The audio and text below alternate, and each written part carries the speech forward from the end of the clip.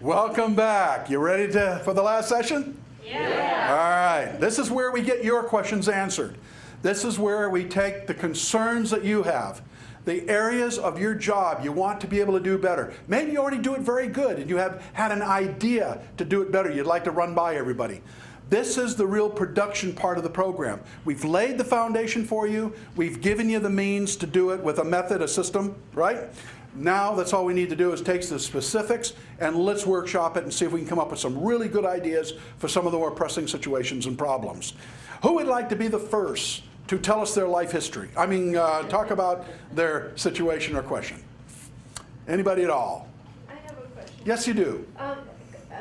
If a customer really pressures you to put down a time frame, but you cannot give that to them, how can you make them realize that you're going to get back to them but not be pressured into a specific time frame because you can't live up to that time frame? Okay, she's asking what happens if we can't commit to a specific time frame.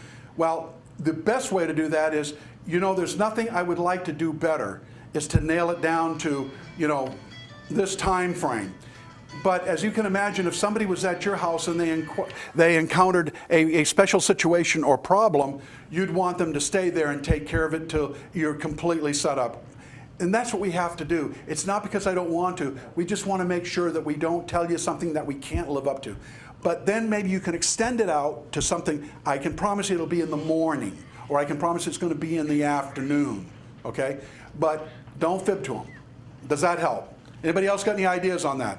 I think that also relates a great deal to scheduling. Yes. Right? Yes, so I think if you have anybody thinking about the scheduling, they like a commitment. With most service providers, you get the day of. You don't get morning or afternoon.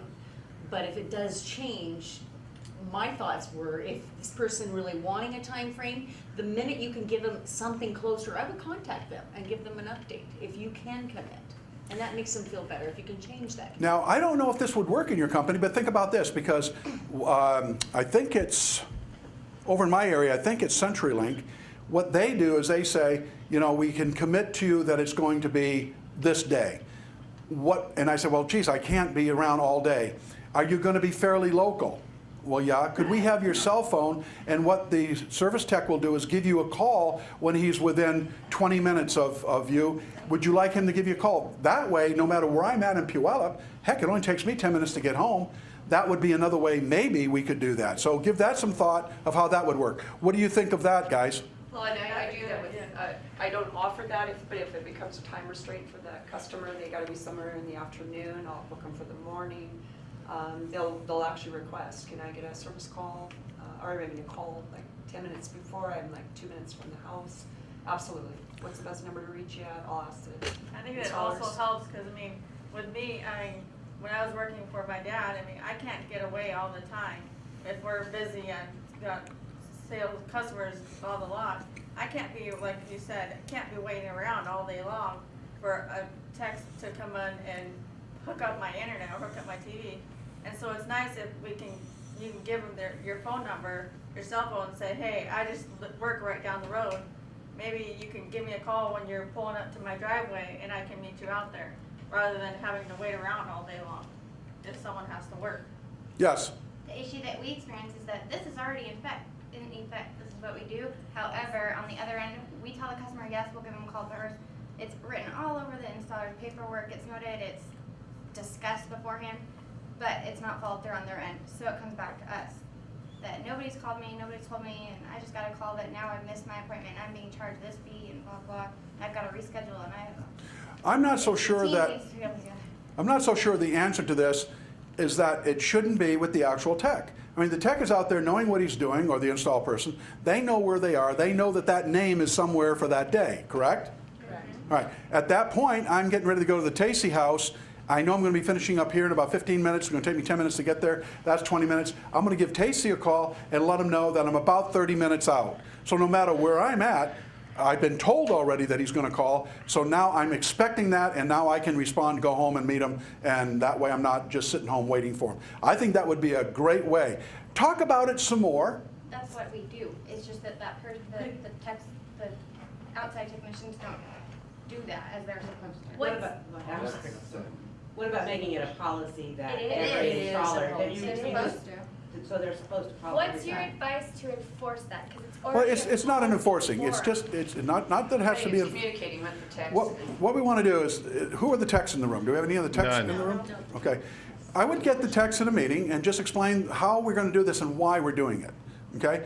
And then ask them to start doing it. And when there's a breakdown, let's not jump all over them. Let's have a growth pattern here saying this is going to be a policy. It really helps us with the customer. Let's be very cognizant of looking at your schedule. When you're finishing up with one customer, look ahead to your next and please make that 30-second phone call. And then it's a training process. Ask, request, insist, and demand. And you'll find very, very seldom you'll ever have to get beyond ask and request. You know, they want to be helpful too. They're part of the team. And it's just different from what they're doing. And so they need time to transition too. Okay? I think that's an excellent way to go. The responsibility is with the tech, because then it's just one person. And then they go ahead and they call ahead to that customer. Now, if we get a complaint from the customer too many times, we're going to have to talk to the tech and say, hey, I need you to do this. This is the best way we can do with the customers. Otherwise, we got to start nailing down to within mornings and afternoons, and that could create a problem for us, because then we got to rush from one customer to another. Don't want that. We don't want inferior work, because that's how they're going to judge us, right? That's going to be their experience. I don't know how the phones work around here since I just started, because I've known when I've had people come over to my apartment, a lot of times they have those walkie-talkie phones, and they communicate with the front desk or something, and so the front desk would say, push on the walkie-talkie, hey, how long are you going to be till your next customer? I've got the customer calling, figure out when you're going to be there. And maybe they can, if they're still in the middle of an install, maybe if we have some downtime, we're not slammed, maybe we could give the customer a quick call. I mean, I don't know what you guys are like, I'm We sure. don't know what downtown is. And I don't know, maybe we can kind of work together with the techs, and if they're busy, maybe we can give the customer a call and just a heads up, say, hey, they're maybe 15, 30 minutes out. I know it's hard, but maybe that would help the customers a little Make a bit. suggestion. I think this is something probably better suited for one of our Monday meetings to kind of discuss policies where we have those folks present, and we got operations here more. It's hard, so the complaint's noted, and trust me, we'll run with it, and we'll get to the bottom of it. And what I want to do in the session is, I'm just going to say the same thing. Now that we get the ideas out, let's work with it, discuss it, and come up with a policy. That's how we improve things. Okay? You discuss it, give it a try, and be flexible, because we may want to modify that policy. It's not that difficult. Okay, next. Anybody else? After we've already closed a sale, we've got a customer, and then they start trying to get refunds and stuff. They complain about service being bad, and we check it out, and sometimes it is, and sometimes we can't find anything wrong, and they keep complaining and wanting refunds and rebates and whatever, credits and stuff, and currently about the best way that we've dealt with that is just to tell them, well, if the service isn't up to, isn't working out for you, then maybe it's time to look elsewhere for service. But I don't know if there's anything else that we can do there to, if we can't find an issue and it seems to be just, customer thing, that particular customer has something going on either that we can't discover or figure out, or something that isn't actually a problem, but they're just maybe a perceived problem. If I could just interject again, most times, when that gets to that point though, and correct me if I'm wrong, but it's usually after we've been back and forth, and this is like the fourth or fifth time the customers come back for the credit, in which case they're going to make any note of anything bad. Oh, I had one glitch one night, I can watch this, whatever, therefore I want a whole credit for the whole month. And this is the fourth or fifth time. And we've been there numerous times. As you guys know, you've sent the PUD, we've been there, we've replaced everything. We look at it, it's working, and the final part is that, look, and that's where that final part is to say, what? Because she's the one that kind of established it here, that maybe we're just not going to make you happy here, and maybe it's time that you look at that goes back to the dress store example I gave you. At some point, you have to make the determination, is the customer trying to get something for free, or do they have an issue? And once you've determined that it probably is not the us, that it is them trying to get something for less or nothing, then you just very kindly say, you know, we've done everything we know how, and we really are sorry that we fell below your expectation, but what would you like us to do? Because there's nothing more we can think to do. Do you want to go ahead and maintain the service with what you're getting, or do you want to choose to look for another service? But be kind always to them, because if they are just trying to get something for nothing, I'm going to tell you, well, I'll try it for another month and see how it goes. That was probably going to tell you there that really the issue is. Now, the other thing is, just I'll throw this out. On any kind of refund, the refund should always be in conjunction with the amount. In other words, if my service with who I have as my TV carrier, if my TV was out for 10 days because of their mechanical problems, I mean, ours gone off of weather for 3 days, and I didn't expect anything back from them. I mean, is it their fault? I mean, I'm subscribing for a month's worth of service. They're giving me that, but if God says I can't get it, I don't have a right, in my opinion, to ask for that money back. But if it's something they did wrong, then I have a right to go back and say, look, I didn't have TV for 3 days because of your glitch. If they were fair, they would say, take the proration of what it is per day, and said, Mr. Tacy would be glad to give you $9 a day for your service, and that's the way it would happen. But if I say, oh no, I want a whole month for my inconvenience, not fair. It always has to be, I believe, a fair thing. We ran across the same thing in printed medium, where a person would have a ad that go in a phone book, and what would be wrong is their phone number. Holy cow. What do you think we did for them? Everything free. No cost. What about if it was a plumber and his address was wrong? What do you think we did there? Half. Exactly. Because most people have plumbers come to them. They don't go to the plumber. Now, even though their address wasn't there, we wanted to make sure they were taken care of, so we went ahead and gave them half as a goodwill gesture. Now, what do you think it was when a guy says, that blue didn't come out the shade of blue that I was expecting? Nothing. Maybe there would be a token adjustment of 2%. Don't they pre-approve that color though? Don't you show them Because, schematics? and here's where that medium has really messed up. All of their proofs come on a different paper than that actually is printed on. If they were to get smart, they would use regular newsprint for their proofs also, but they don't do that. They put it on a better stock, so it always looks better. Accuracy of an ad always was important to us. I had one that was really interesting. It was an eye doctor, and was it what is that, glaucoma? Am I pronouncing that correct? Well, it was misspelled, and he wanted, not only did he want all of his ad for the year, he wanted compensation up to $100,000 because it was derogatory toward him not even knowing how to spell the word, and he was ready to take us to court and everything. So, but we always had a disclaimer that because of omissions or errors, we're not responsible. And he signed off on it. Of course, it's on all the contracts. Yeah, And- but people signed off on our contracts that we're a best effort service too. Best effort. There you go. Okay. That's because we continue with what we're given from the PUD, and the PUD grants a best effort service. Right. And you know, from the day one that I was knowledgeable about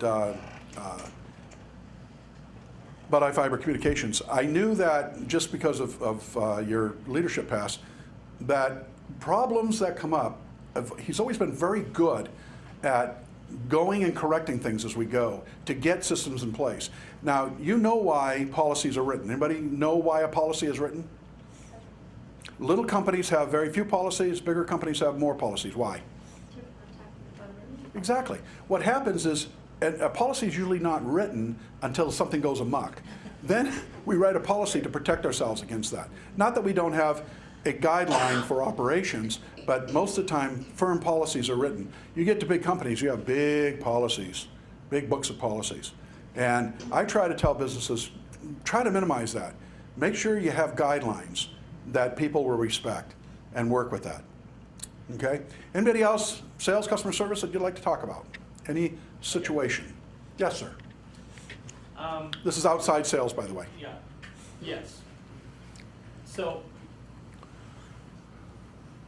have you ever been in a new market or a section of a new market that was just hostile?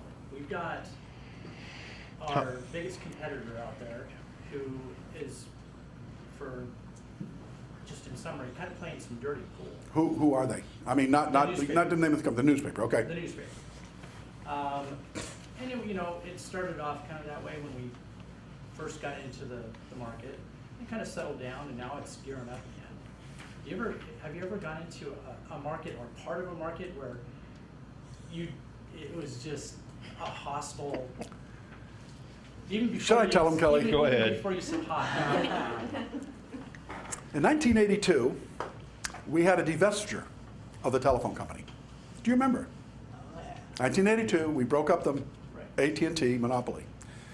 This meant that for 110 years, the phone company were the only ones that could print phone books. All right? And if you were going to be a competitor, you were never given privy to the information. So you could print a phone book with ads in it, but you never had addresses, phone numbers, or anything. You had to go out on the street and compile all that information, and can you imagine the errors? So really, it was a true monopoly, billions of dollars, no competition. Now, you say about hostile. What do you think happens when you all of a sudden have the government say, you can have competition? And an independent comes in selling at half your price because he already knows you've been abusing the customer by overcharging him and making 80%. Okay? But you are powerful with hundreds of millions of dollars. I wish I would have brought it with me. I could show you a newspaper ad where they've got Dixie Carter, the gal that was on Designing Women. She says, why trust your dollars to a Johnny-come-lately? You know that we have been honest with you. And be careful. Who are they to warn? This business might not be financially stable. Are they asking for money up front? Ooh. Hostile? Folks, I have started up over 60 new directories. And you talk about hostile, you go out, and these guys have been hit by the telephone company saying, you've been our good customer forever, and you better be careful. And I mean, you walk in and they don't even want, get out of my place of business. What part of no do you not understand? Leave! That's the kind of hostility we felt. Did that go to the red line on your? Yes, I understand. Because here's what happens. This is really working to your benefit, okay? What you do is you let them express all of that, and you say, Mr. Jones, let me ask you this. How long have you been with the newspaper? Have they ever expressed other mediums being a threat? Let me ask you, Mr. Jones, you're in the car business, whatever company you want to go to. If another competitor came in, would you feel it necessary to go out and slam them and tell people don't do business with them? I mean, they're not good at all. What would you think of a company that did that? Could it be that maybe they are afraid you might find out what, even now as we just started, that over half a dozen of your fellow business people have already found out that this is a tremendous, let's do this. Don't buy anything today. Let's you and I sit down, explain to me what you're trying to do, and I'll show you a way that not only can I advertise the things you want to, but I can do it with a dimension of visual aid that'll build not only your product worth, but an image that will make them want it. Something that nobody else can do. We're excited, and I think you will be too. You got a place we can sit down for a few minutes? That going to help you a little bit? Very good. All right. So how would they respond to that? How would they? Yeah. I think it's right on the money. Yeah, it's right on. When I'm out with you, I hope we have some of those. Yeah. Because you're going to introduce me exactly as who I am, and then when I introduce myself to them, I explain to them. I'm selling nothing, but I'd like to at least explain to you what we're doing, why we're doing it, and to the benefit, and I'll help you get in there, okay? Good. All right. All right. Yes, ma'am. I have a question for the sales part. For an example, if a customer calls in, a current customer, and they're canceling service, one of our policies is we ask why they're wanting to cancel the service. She bundles her internet and phone for the same price as her internet. What can you do? How do you approach that with trying to save the customer, but by not throwing that provider that they're switching to under the bus? What's your advice on that? Okay. Let's make sure I understand the situation, because it could be a variable there. They could be threatening to do it because I've been contacted by your competitor and they're saying that they can bundle this together for the same price of my internet. Or it could be they've already done it. So we got two different scenarios, okay? In either case, you're never ever going to slam your competition. Okay? A lot of times what you do, let's say they haven't done it yet. That'd be a way of circumstance. And say, first of all, let me say I'm kind of happy that they have done that, because let's face it, without competition, you really don't get the value, do you? And let me ask you, who would you really like to have for your service? Well, you guys have been pretty good, and I'd like to keep it, but this is really something. Let me do this. You know, you've been a good customer, so I'd check and see, make sure they've been good pay and everything. And I would then say, let me look into what kind of packages we can put together, and let me get back to you. And if they haven't done it, okay, then talk to management and see what they would like to do with it. Okay? Now, this is what's happening on the big side of the mountains. Okay? Right now, there is nothing is set in stone. Absolutely nothing. Let me give you an example. I have CenturyLink as my internet provider. I'm only at a number 12, and I don't even know what that means. But I know that I'm paying $50 a month, which is supposedly a saving of $10 off of $60. Now, I had been contacted by their competitors, and I'm always loyal. I always try to be loyal, and because I've been with them for so long. And I called in and I said, you know, I just saw this thing where you're now got a 20 number, whatever that means. 20 is bigger than 12. I assumed it has to be better. Am I right? I hope so. And so I got somebody on the line, and they said, you know, we have a promotion going. We just put fiber optics into your neighborhood, and we're really trying to promote it. So in your case, I think we can do this for $29. I'm thinking, wow, I'm paying $50. This is less than $30. This would be a good way to go. But I do have to upgrade my modem and my router. Don't know what that does, but I learned the words. Now, I'm ready to do that because at a savings of $20 a month, it's only going to take me 10 months, or no, 5 months, I'll have all my money back because it's only $100 to upgrade. So I'm thinking, that's a good way to go. I said, but is that the best you can do? Because their packages are pretty good. And they said, well, let me check. And again, I don't know whether really she didn't know or whatever, but it turned out now I got $19.95 as long as I'm willing to sign up for a year. So I didn't care about signing up for a year. What's a year? A year goes by pretty quick. And for $20, I was paying $50. Good deal. So I don't know how that applies much over here, but that's, I think what you're going to find is the competition is going to start cutting in order to get business. So if the customer had already gone with another provider, Okay. do you even approach it? Well, that's going to be hard because, especially if they've agreed to sign a contract with them. Are they tying them up with a contract, or is it just month to month? Do you know that? Okay. If it's a contract, they acted before they called you, you're probably going to say, I'm really sorry to lose you. You know, we do have, because this is new, we're getting our upgrades, we're trying to, you know, get the market all set up, we could have done something. At that point, they may say, well, maybe I can still get out of it. Then go ahead and give them a sales talk and see what they will do. Maybe they haven't really done it at all. But if they really have done it, I'm not one for saying, why don't you drop it, especially if they're going to have a penalty, unless it makes sense to them. Okay. Now, let's get to one thing that's going to happen here. At some point, you're going to have to stay firm on your pricing and understand that the value for what you have is worth it. So the answer there is, you know, Ms. Jones, we hate to lose you. But the reason why we don't meet that price is because we would have to make concessions elsewhere on dependability, reliability, and other things that our customers demand that we don't do. So I can tell you, we have 3,200 satisfied customers. We're upgrading to this new equipment. This is the pricing that we need in order to give you that reliability, dependability, and quality that you demand. And I hope you see the value. Would love to do it. There are things we can do to maybe help you, and then go into maybe packaging or whatever. But that's the way I would handle it. Value, value, value. Is there any problem with, and I have literally saved an account by doing this.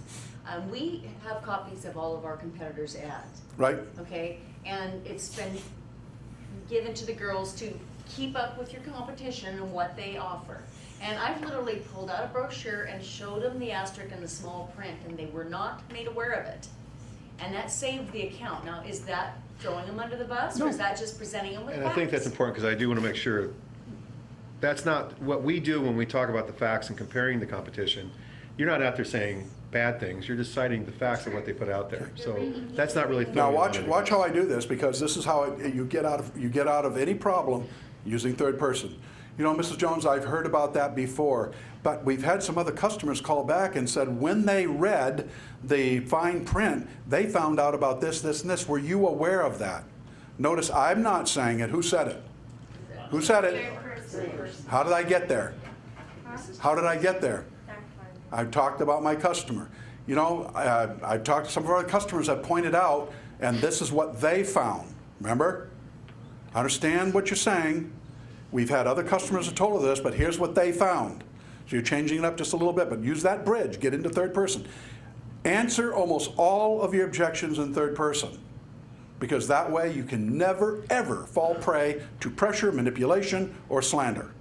And I don't believe in those things, and we don't need to do it. But pointing out facts is never knocking a competitor.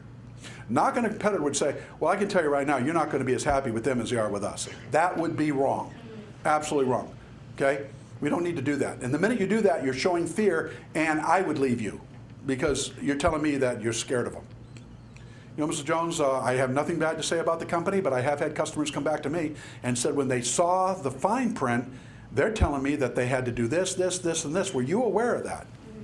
Oh, no. Well, you know, all I can suggest is, like they told me, read it, because they're glad they stayed with us. And let me tell you a little bit about more what we're doing, and then go right into your positive sales presentation. I think, sorry to interrupt, but I was just thinking of a good example of what she was saying about reading the fine print. I mean, I've got DirecTV right now, and they pull you in by all the advertisement of their basic package for under $30, and they don't. Then you see the fine print later on that after 1 year time, because at first you get all these rebates then after a year's time it jacks up to, which now my bill is now about $60 a month. Yep. Compared to like $29.99. To give you an idea of exactly what you're saying, is DirecTV over in the west side of the mountains is very famous for $19.95 for a basic package, and including this basic package, they're giving you HBO and all these other things, which if you don't tell them, add up to an X amount. Then after the first year on a 2-year agreement, the second year kicks in, and that's of course where they're going to make their money. Over on the west side of the mountains, DirecTV is something like almost $90 to $100 a month the average customer pays, even though they're out there advertising. I switched over to Dish, and they seem to do the same thing, but not to the degree that DirecTV was doing. But this is going to be a very competitive market, guys. And the key is, that's why we spent so much time on the quality of the interaction, the quality of the product, because we don't need to have the cheapest product to be the winner in the market. But if they have exceptional experience with your product, exceptional experience every time they talk to somebody from this company, and you give them a fair price, you'll own the market. You'll own the market. There are still some people that are going to always buy at Kmart. They're going to go with the cheapest one. I can tell you that. But that's okay. There's always going to be Kmart shoppers. But you want to be the Nordstrom, you want to be the Macy's of the business. And that will allow you to make the profitability to maintain that market share. Really good session, guys. We're winding up to the end, and I want to just do a little recap. The success of iFiber Communications has been already because you're doing so much right. You're doing it so well. Today was all about just taking that engine, which is about at half steam, and let's kick it into the next gear and take it to the next level. Be proud of this. As hard as it is right now, not only are you securing your future, but imagine how many more employees are going to be hired because of this. If there's one thing I know about your leadership, is they take pride in being able to offer jobs to people. It's just something inside of some people who just really care to be able to provide jobs. And in this economy, what can be more important? Nothing that I can think of. I've said it 1,000 times, if this administration would just understand jobs is the secret to everything in the free enterprise system, we could move on. We've been struggling ever since 2008. Many of us have lost much in the market. But the success of a company like yours is paramount in demonstrating what we need to do. So keep in mind that first graph I showed you. Review it tonight.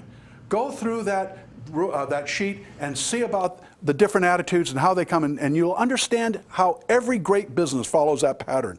That's where we are. Everything I've shared with you, everything in this program can be summarized with 5 words.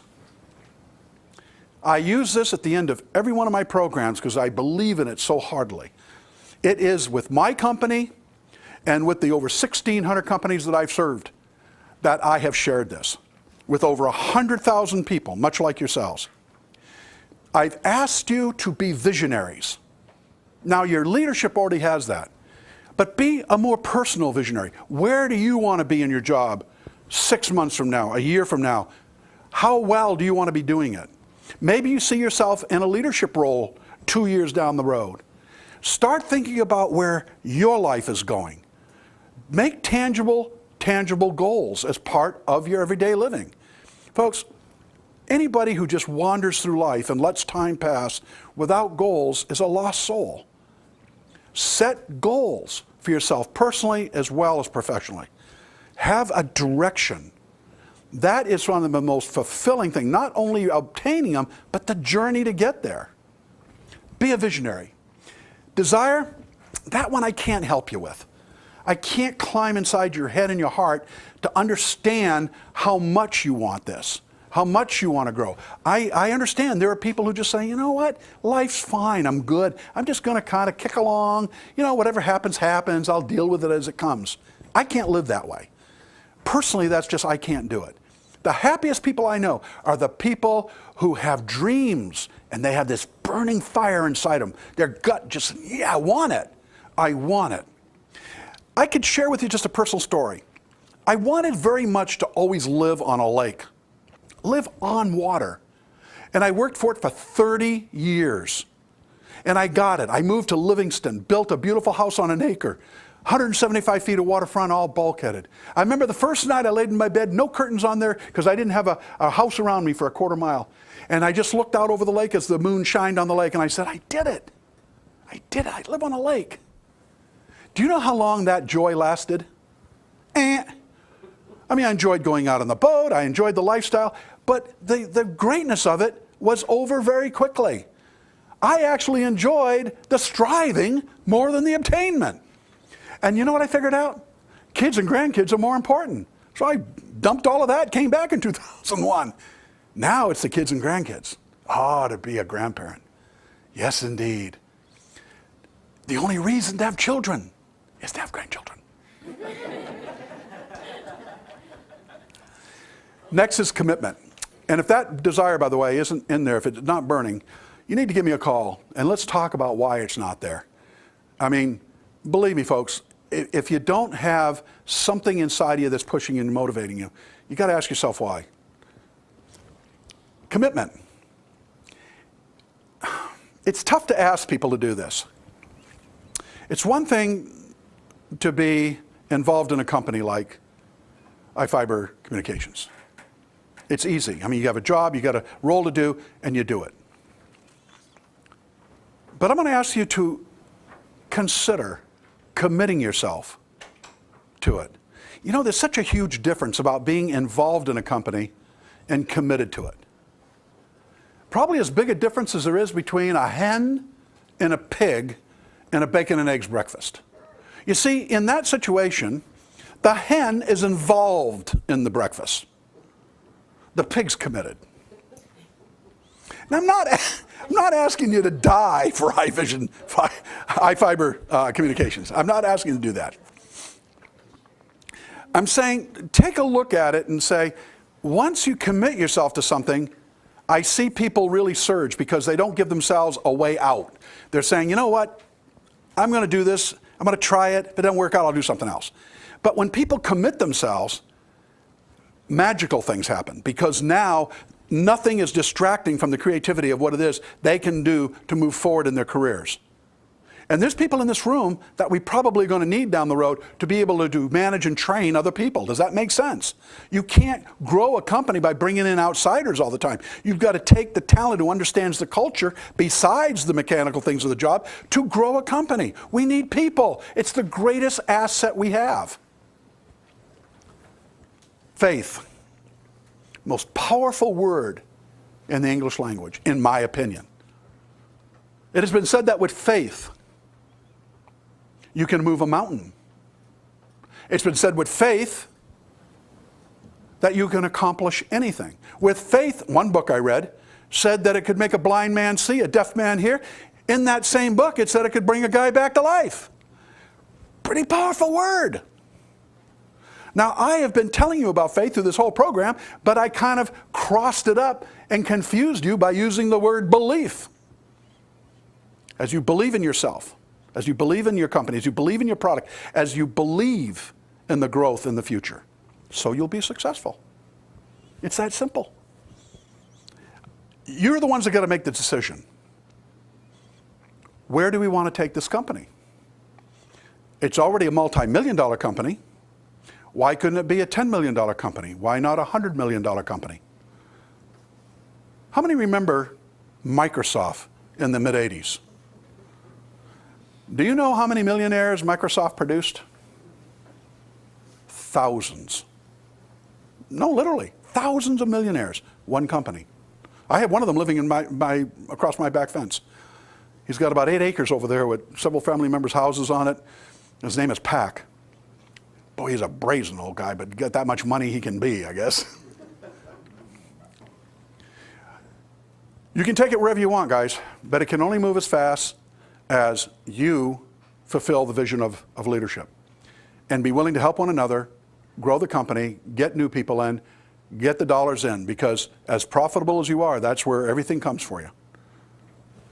And finally, persistence. I already told you how I feel about that one. I was willing to share a story that I only share in probably 5% of the programs I do because I don't trust the audience. It's hard for people to say, well, what do you mean crouching down between a commode and a wall? But it was a pivotal point for me at a very young age. And I'm glad it happened. But nobody has to go through that. I share it only because you can head it off. You don't need to go through anything like that. You can take where you are right now and move to the next level. That's all you have to do is know where that is, set the plan, and go after it. I met a young man that I started to tell you about earlier that was the inspiration for writing these down along with my own personal experience. His name is Tony Melendez. Tony is an amazing young man, and I'm very proud to say that he's a good fan of the family's. I told you that he plays guitar, but he does it without any arms. Now, if he looks a little familiar to you, let me tell you who he is. This was taken probably a year after he got very heavy notoriety when he played for the Pope at the amphitheater in Anaheim, or I think it was Hollywood, California. And he was just put out in the spotlight. I don't bring him to you to draw on any sympathy, because if you knew him as I do, he never had arms. He doesn't miss them. But I do bring him because he himself is a great inspiration to hundreds of thousands of people as he plays around the world, venues in over 30 countries now. And his message is very clear. And during his performances, it's not unlike him. In fact, if we had a way to actually pull up the video on YouTube that I have, we could actually have a 15-minute play, which we can do after we're done. But he'll sit there and he'll say, isn't it amazing how all of you will look at me and say, wow, look what Tony can do. He has no arms. And for me, I look back out at you and say, why don't you go after your goals? Why don't you obtain what you want? You know you can do it. My God, you got all the parts. That's how challenging of a young man he is. He'll challenge you, man.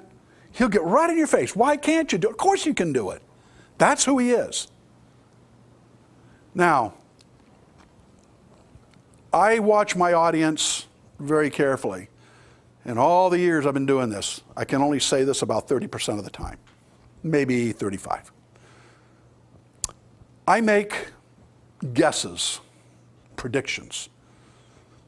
And here's what I'm going to say to you. I believe truly that you will obtain the goals of this expansion and probably beyond.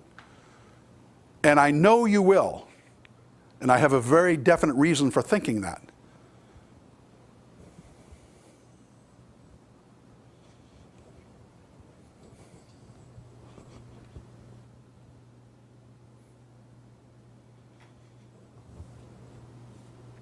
I think you got all the parts.